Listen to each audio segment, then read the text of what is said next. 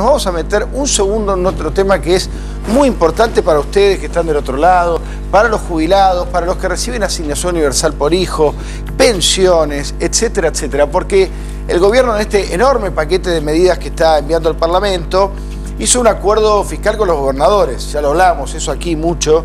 Un acuerdo que el gobierno celebró y que le puso el título de ganamos todos. Ganan todos los gobernadores, se van todos contentos. Pero parece que no ganan todos, porque en este acuerdo con los gobernadores hubo un acuerdo también, un subacuerdo, vamos a llamarlo así, para volver a variar la forma en la cual se calculan las jubilaciones. Está Eugenio Semino aquí con nosotros, defensor de la tercera edad. A ver, Eugenio, ¿este pacto con los gobernadores supone un ajuste de las jubilaciones? Mira, Tato, es una vieja costumbre de todos los gobiernos en la Argentina recurrir a los fondos de la Seguridad Social para cubrir otro tipo de cuentas. Lo que ha aparecido en este acuerdo es que la Seguridad Social se ahorraría 100.000 millones de pesos a partir de una cantidad de medidas que se fueron anunciando, que hoy son proyectos de ley, pero que preocupan mucho a los jubilados, porque los jubilados ya están en una situación de infraconsumo. Pero pará, Eugenio, si se aprueba todos estos proyectos, los jubilados, ¿y quiénes serían? Jubilados, pensionados, asignación universal, cobran... Son 18 total, millones 18 millones de argentinos. Cobran 100.000 millones de pesos menos, total, ¿no? Objetivamente esa es la cuenta. Esa es la cuenta, por lo menos de lo... Claro, ¿qué pasa? Luego entramos en un periodo de gran confusión porque se maquilló esto.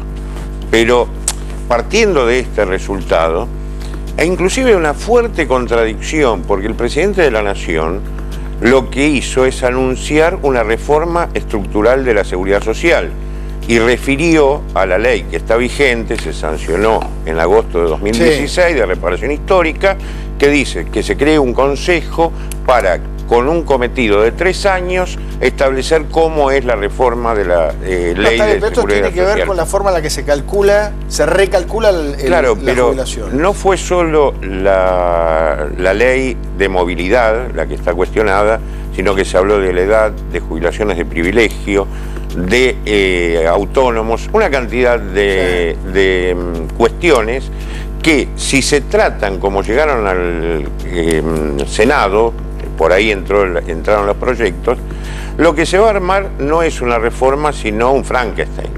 Es decir, porque son las cuestiones de la seguridad social interactúan dentro de un plexo normativo determinado. Pero bueno o malo para los jubilados, beneficio o perjudica. Pues mira, va a faltar 100.000 millones a los que ya, de todos modos, es una disputa tan absurda, porque el problema del sistema es que tenemos 3 millones de jubilados muriéndose de hambre con 7.200 pesos y que tenemos 1.300.000 discapacitados con 5.700 pesos. Está bien, pero poner un caso concreto. Pongamos un ejemplo concreto para el jubilado que está del otro lado entienda. Poner un jubilado de 10.000 pesos. Con la movilidad actual, ¿cuánto ganaría? Y con la movilidad que pretende el gobierno, ¿cuánto ganaría? Mira, es difícil prever lo que se reajustaría por inflación conforme se plantea en el proyecto. Pero se calcula que sería un 50% de lo que está generando la ley actual. Que sería un 5% para marzo del año que viene en lugar de un 10%. 5% para junio al menos, claro, porque corresponde al índice de precios al consumidor de el tercer trimestre del año anterior. Sí. O sea, lo que sería la inflación, pero con 6 meses más tarde. Ahí hay, mira, lo que hay en el anuncio de estas medidas, una falta de expertise técnica muy significativa, porque primero, que el nivel general de inflación no es el nivel de inflación de la canasta del jubilado, que es una canasta muy acotada, con insumos muy específicos. Doy un solo ejemplo, y para tomar las dos administraciones 2015-2016, los medicamentos para crónicos, que son los que usamos los que tenemos edad con mucha juventud acumulada, aumentaron en ese periodo 2015-2016 170%. La inflación en el mismo periodo fue el 70%. Claro. Por lo cual, lo que vamos a ver, por ejemplo, tanto sobre las mínimas, si se aumentara el 10%, en el mes de marzo estaríamos en alrededor de 8.000 pesos. Sí. Si se aumenta conforme la nueva ley, estaríamos en los 7.500 pesos. Ahora, hay mucha diferencia, y cuando el gobierno anunció este pacto, Rodis, con los gobernadores, lo celebraron los gobernadores, pero nadie habló del tema de los jubilados. Exacto, y es un tema que va a traer cola, ¿no? Yo le quería preguntar al doctor Semino si hay previsto presentar alguna especie de medida cautelar o algo cuando se apruebe la ley. Pero que hay, inclusive, la ley vigente, que es una ley que tampoco es para tirar manteca al techo, es decir, en términos futboleros, los jubilados empataron de 2009 hasta la fecha respecto a la inflación. Ganaron algunos años, perdieron algunos otros, sí, tipo 2014-2016. Pero, bueno, si está funcionando así, si hay ese empate técnico, ¿para qué generar otra fórmula? Pero voy a que la fórmula de la actual ley está conforme lo que es la doctrina de la Corte en el caso Badaro, que contempla la variación del salario del trabajador activo. Lo que se plantea ahora no está conforme a esa doctrina, por lo cual, ¿qué vamos a hacer? Lo de siempre. Generamos litigiosidad desde el Estado, gran incomodidad. O sea, vuelven los juicios. Bueno, pero esa es la discusión de siempre. Son situaciones, ¿no?, que engordan abogados y te hacen morir de hambre a los jubilados. Pero es la discusión de siempre, ¿no? Que la justicia no puede condicionar al Ejecutivo cómo administrar esos fondos. No, pero tienen que garantizar la movilidad. Eso sí, claro, pasa que eso, se genera mucha litigiosidad a partir de esto. Pero con el cambio de ley también igual. Lo que pasa es que estamos hablando del reajuste y no de la recomposición del haber. Entre 7.500 y 8.000 pesos es como discutir a alguien que tenemos en cuero en la Antártida si le ponemos una camiseta o dos. Claro. En los dos casos se nos mueren de hambre. Esto es lo que no reconoce el sistema político institucional argentino. Ahora, perdóname, Eugenio, pero Macri, esto se lo dijo a los gobernadores y lo dice en privado. El sistema como está hoy es inviable, está quebrado, hay un montón de jubilados que no hicieron nunca aporte, no hay manera de sostenerlo. Así y algo hay que hacer. En este sentido, ¿vos no coincidís con eso? Absolutamente, por eso ascribía a la reforma estructural. En muchos países, inclusive intervienen varios, se hicieron reformas estructurales. Hay un caso muy típico, que es el Pacto de Toledo en el 94 en España, sí, a una situación de crisis, de quiebra. Se juntaron todas las fuerzas políticas, reconocieron el problema que había y se estableció un decálogo de la seguridad social donde la derecha del Partido Popular, que decidió que quería tener más consumidores en el mercado, por lo cual quien disponía de tiempo para consumir y no tiene decisión de ahorro es el adulto mayor.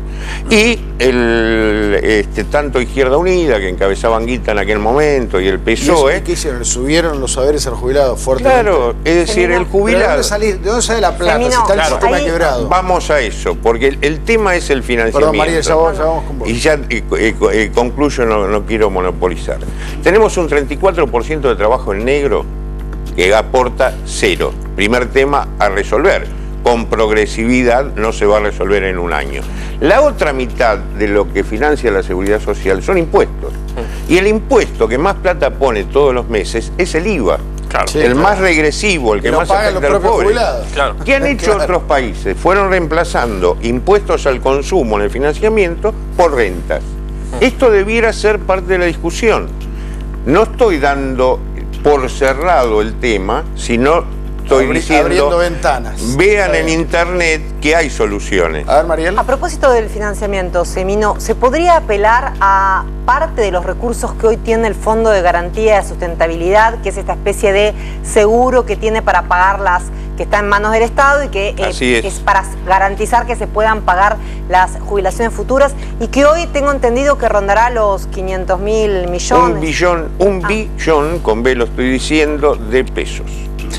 De lo cual hay un 67% que son títulos, por lo cual no son realizables al mismo valor. Acciones y bonos, para que se entienda. Claro. Pero de todos modos, sí sería una alternativa, porque ese fondo se hizo como fondo anticíclico. Claro. Es decir, para cuando hubiera una crisis.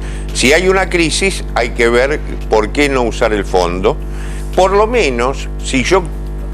¿Esa plata no se usa? ¿La parte que no está en bonos no está quieta? Mira, los diversos gobiernos han hecho programas de los más diversos con esa plata. Creo que han financiado hasta novelas de Andrea del Boca. El Procrear, los únicos que no podían ingresar al Procrear, una cosa macabra, son los mayores de 65. Y eran los que lo bancaban. Claro. Y hay que recordar que tenemos 7 millones de jubilados y pensionados y que se pagan 18 millones de beneficios. ¿Qué quiere decir esto? Que debe haber mucho beneficio trucho de la economía informal. No.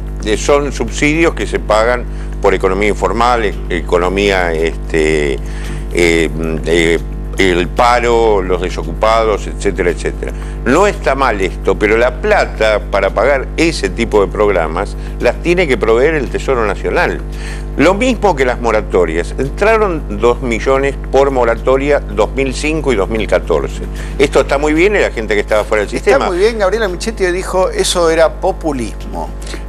Darle jubilación a gente que no pagó aportes. Yo tengo una mirada gerontológica, por lo cual es más piadosa que la de los políticos. Sí. Esa gente había que integrarla. Sí. Lo que pasa que lo que no estuvo bien, y tal vez en eso coincidamos, que la hayan pagado los otros jubilados. Claro. Es decir, nunca hubo redistribución de la riqueza en Argentina, sino redistribución del ingreso. Los que ganaban más de 1.000 pesos pusieron el dinero, prefinanciaron la central. Esa plata la tenía que haber puesto el Estado. Entonces, me parece que esos son los elementos que hay que desentrañar en un gran acuerdo para hacer la reforma estructural, pero darle de comer a los que están en el sistema. Aparte, este gobierno también impulsó la ley de acceso universal para la vejez, una pensión universal a la vejez, o sea, eso también sería populismo en esos términos. Yo lo que le quería preguntar a Semino es porque la semana pasada le estuve preguntando a un dirigente de Cambiemos con estos mismos cuestionamientos, ¿sí?, del ajuste por el lado de los jubilados, y lo que él planteaba es la lógica de que hay que reducir el déficit fiscal, que las jubilaciones y pensiones es lo que se gasta la mitad del presupuesto y que si no se reduce el déficit fiscal, eso termina después en mala praxis, en una crisis, y que las crisis los terminan pagando los más vulnerables, entre ellos los jubilados. Le va a tener que cambiar el nombre al partido y en lugar de Cambiemos le va a tener que poner Sigamos. Continuemos. O continuemos, porque precisamente, es decir, el derrotero, cuando uno dice los jubilados están mal, es decir, no es que es producto de este gobierno, es decir, históricamente están pasando una situación terrible, pero voy a incorporarles algo en una investigación que vamos a presentar a fin de año con jóvenes de varias universidades. Bueno. El Estado argentino, a través del gobierno de turno, gasta 5 o 6 o 7 veces más en aquellos que menos ganan. Jubilados de 7.000 pesos reciben una cantidad de programas de auxilio, de ayuda, a nivel municipal, provincial, hay nacional. Duplicados, ¿no? Superpuestos. Exactamente. El de 7.000, el gobierno está gastando 30 o 40.000. Es decir, no hay una mirada holística frente a esto. ¿Cómo 30.000? ¿Y dónde está el resto? Subsidio por alquiler, bolsones de comida, medicamentos. O sea, le llega al jubilado, tarifa social. Le llega, nunca son de manera indirecta ni eficientes ni eficaces estos programas, porque en general le llegan a quien más reclama y no al que más necesita. Hay corrupción de por medio. Intermediario, que solo se exactamente. Todo. Por eso, cuando uno habla y la esperanza que se planteaba con lo que había dicho el presidente, habla holísticamente de todas estas situaciones. Es decir, y teniendo en cuenta que estamos hablando de sujetos de derecho que aportaron durante 30 o 40 años. Es decir, no es una dádiva del Estado. Ahora, ¿usted lo ve irreversible esto o ve una posibilidad de que cuando llegue al debate se pueden cambiar algunos puntos? Yo creo que se pueden modificar, que hay que modificar, pero que hay que modificar el criterio original. Es decir, el problema de, veamos la edad por un lado, la edad inclusive, debieran leer el informe de la Organización Mundial de la Salud, los funcionarios, de noviembre del 16, donde dice que Argentina envejeció menos que el resto de Latinoamérica. Argentina, hace 25 años, era el segundo país más envejecido. Más que Europa, qué sé yo. No, envejeció a la tasa mundial, 5 años. ¿Qué significa que envejeció menos? Mientras que Latinoamérica... ¿Qué significa que envejeció menos? Envejecimos la 5 años, mortalidad, que es la tasa mundial. Claro. Latinoamérica envejeció entre 8 y 12 años. Okay. En aquel momento, el país más viejo era Uruguay, el segundo era Argentina. Pero, Ahora somos el pero séptimo. perdón, Eugenio, ya sé a dónde vas. ¿No te parece razonable que la gente hoy a los 60, 65 años es muy joven para jubilarse?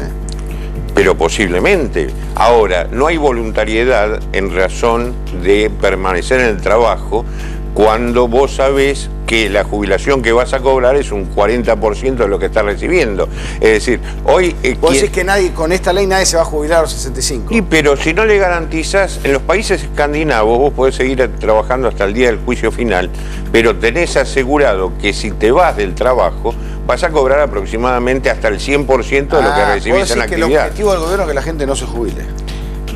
En realidad no se sabe cómo es, porque a su vez, cuando no jubilás, ocluís el ingreso de los jóvenes al mercado, cuando no se crean nuevos empleos. Hoy lo que sucede en la práctica es que si bien la ley no obliga a jubilarse a los 60 y a los 65, las empresas intiman al trabajador a hacerlo, cuando muchas veces la gente quiere demorar la jubilación justamente por la diferencia de ingresos que lo genera. La ley esta, eso no va a poder pasar. Por eso, la empresa no podría... Lo estira a los 70 esto. Por o sea, eso, a los 70 es donde podés hacer ese Ahora, punto. eso ya existe hoy, cuando no tenés los años aportados a la edad de jubilarte, a los 65, a los 60, que estirás. Seguís hasta los 70, porque precisamente es la jubilación por edad avanzada. Claro, se llama, pero esto, Semino, no puede ser visto como la posibilidad de aquel que quiere seguir trabajando, aún teniendo los 30 años de aportes, al llegar a la edad que hoy fija la ley, la posibilidad de poder seguir y no ser intimado por la empresa. Claro, yo lo que voy es que todas estas discusiones están relacionadas a cuestiones periféricas al tema central. Y hay verdaderas iastrogenias. Hablar del 82% móvil del salario mínimo vital y móvil es realmente poco serio. ¿Por qué? Porque hoy prácticamente las mínimas de 7.246 están alrededor de un 80-81% de los 8.080 pesos, que es el salario mínimo vital y móvil. En realidad... Es una miseria, ¿no? Claro, por eso estamos hablando de insignificancias y estamos hablando de no concebir al jubilado como un activador de la economía. No estoy hablando de ninguna cuestión humanística en relación de consumo, están hablando de consumo. Exactamente, es decir, en el 2002 los jubilados en Europa fueron los grandes activadores que hicieron la conversión de las monedas al euro. Es decir, uno veía en el sur de Italia, en el sur de España, los viejos de los lugares sin sol consumiendo, manejando moneda. Acá no concebimos eso y entonces pasa a ser un descarte social. Con algo, sí, Tato, que obviamente no dan los tiempos televisivos, es para otra cuestión. Nuestra sociedad es jerarcofóbica. ¿Qué quiere decir esto? Tenemos un enorme miedo al envejecimiento, porque ese espejo que adelanta nos está mostrando pobreza, exclusión, asexualidad y falta de reconocimiento en términos de roles. Por lo cual el pibe puede agarrar, tomarse una botella de whisky, un coche a 150 kilómetros, porque allá no quiere llegar. Entonces, y a su vez tampoco quiere aportar, porque ¿para qué lo voy a aportar? Yo trabajo en negro y si me van a dar 7 lucas, perdón por la terminología. Qué fuerte. Pero es un poco lo que va generando culturalmente. Es distorsivo eso. Muchas gracias, Eugenio, por el